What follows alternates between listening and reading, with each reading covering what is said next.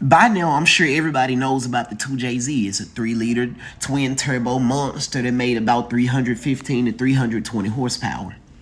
We're talking about an engine that's nastier than cucumber Gatorade. It's seen the engine bays of Rolls Royces, Renaults, Mazdas, the RX-7s, RX-8s. Man, this thing has seen about as many vehicles as the LS engine.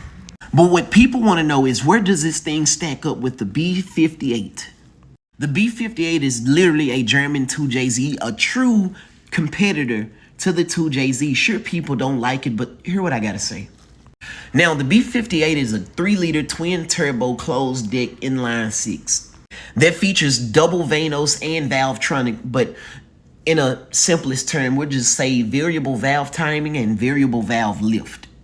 And the highest version of the B58 is inside of the A90 Super. This thing makes 382 horsepower and 369 foot-pounds of torque. You throw in a single turbo setup, change the twin scroll turbos to one big turbo setup, ECU tune, add a little more fuel and things like that, and this thing can handle 600 to 700 horsepower on stock internals. Papa Doc has even got his hands on one of these B58s, tore it down, kept the stock crank, put forged rods and pistons in this thing in a big single turbo setup, and it made 1,000 horsepower, maybe a little over 1,000 horsepower. But that closed deck block is absolutely crazy. It can handle the power, so the proof is there.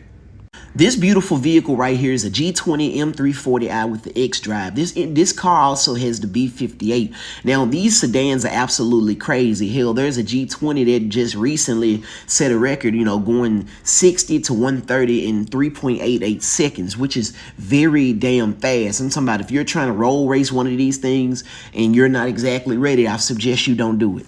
And this is absolutely beautiful. It's a beautiful mix between luxury and power. Like, let's say you wanna you wanna take your gal out to eat. These G20s are the way to go. But let's just say, okay, you dropped her off at home and you want to go kick some ass, make a little bit of dollars, make a little money and shit like that. Then you could take this bitch to the E-way, do 60 rolls and shit like that. Put your foot in somebody's ass, And for those of you that don't know me, I've always been a fan of BMWs ever since Need for Speed Most Wanted 2005 with the BMW M3 GTR. Straight cut gears, 4-liter flat plane crank, man. I want to build a replica of that bastard so bad. But yeah, this is a G20. It's absolutely sick.